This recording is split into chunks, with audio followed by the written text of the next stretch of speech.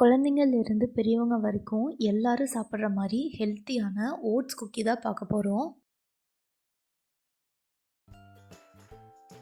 இந்த குக்கி பண்ணுறதுக்கு 1/2 கப் அளவுக்கு ஓட்ஸ் நான் எடுத்துக்கிறேன். இப்போது அந்த ஓட்ஸை நல்லா வறுத்தி எடுத்துக்க போகிறோம். வறுத்தி எடுக்கும்போது பவுடர் பண்ணுறதுக்கு உங்களுக்கு ஈஸியாக இருக்கும். வறுத்த ஓட்ஸை ஒரு மிக்ஸி ஜாரில் மாற்றிட்டு அது கூடவே 2 டேபிள் ஸ்பூன் பாதாம் பருப்பு நான் ஆட் பண்ணியிருக்கேன். கூடவே ஒரு ஏலக்காய் வாசனைக்காக சேர்த்துக்கிறோம்.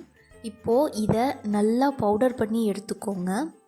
பாருங்கள், இந்த அளவுக்கு நல்லா பவுடர் பண்ணணும். இப்போது அதே மிக்ஸி ஜாரில் 3 டேபிள் ஸ்பூன் நாட்டு சக்கரை நான் எடுத்துக்கிறேன். அதையும் நல்லா பவுடர் பண்ணி எடுத்துக்கோங்க. நாட்டு சர்க்கரைக்கு பதிலாக வெல்லம், கருப்பட்டி அப்படின்னு எதுனாலும் சேர்த்துக்கலாம். ஆனால் எல்லாத்தையுமே பவுடர் பண்ணிவிட்டு போடுறது நல்லது.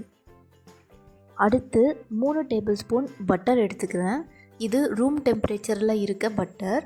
பாருங்கள், இந்த அளவுக்கு உங்களுக்கு சாஃப்டாக இருக்கணும். இப்போது ஒரு பவுலில் எடுத்து வச்ச பட்டரை ஆட் பண்ணிக்கோங்க.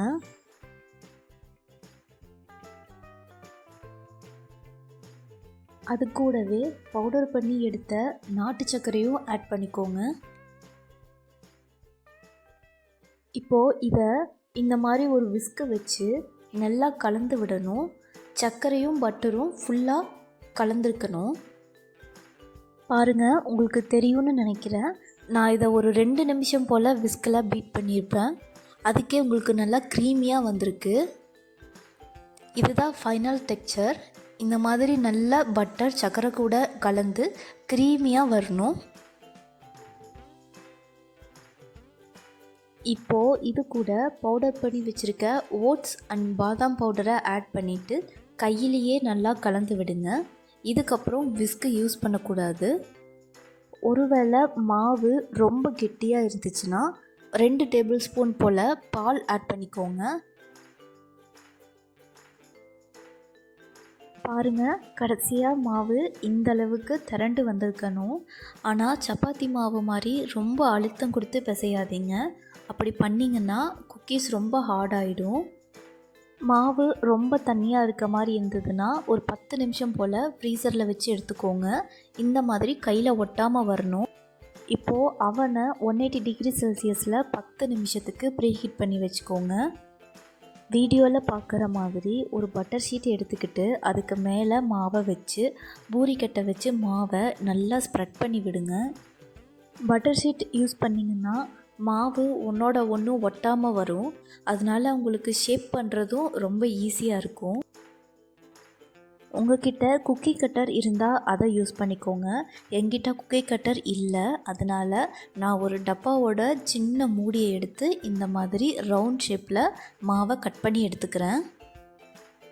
மிச்சம் இருக்க எல்லா மாவையும் இதே மாதிரி ரவுண்டாக கட் பண்ணி நான் எடுத்து வச்சுருக்கேன். பாருங்கள், உங்களுக்கு தெரியும்னு நினைக்கிறேன். இப்போது ப்ரீஹீட் பண்ண அவனில் குக்கி மாவை வச்சுட்டு 180 டிகிரி செல்சியஸில் 10 நிமிஷம் பேக் பண்ணி எடுத்துக்கோங்க. குக்கீஸோட ஓரங்களில் கோல்டன் கலரில் வந்தால் போதும். குக்கீஸ் நல்லாவே வெந்திருக்கும். குக்கீஸை வெளியில் எடுத்ததுக்கப்புறம் அதை 10லேருந்து 15 நிமிஷம் போல் அப்படியே விட்டுருங்க. சூடு நல்லா ஆறணும். அப்போ தான் உங்களுக்கு இந்த அளவுக்கு கிறிஸ்பியாக வரும். ஓட்ஸில் நிறைய நார்ச்சத்து இருக்குங்க. அதனால் குழந்தைங்களுக்கு சீக்கிரமாகவே டைஜஸ்ட் ஆகிடும். நான் இதை ஒரு பெஸ்ட்டு ட்ராவல் ஸ்நாக்னே சொல்லுவேன். அதுவும் இந்த மாதிரி குக்கீஸாக கொடுக்கும்போது கண்டிப்பாக வேண்டான்னு சொல்ல மாட்டாங்க.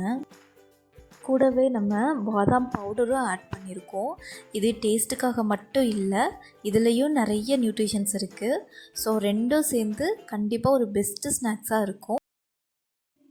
இந்த மாதிரி நிறையா ஹெல்த்தி ரெசிபீஸ் வரும். கண்டிப்பாக சேனலை சப்ஸ்கிரைப் பண்ணிக்கோங்க.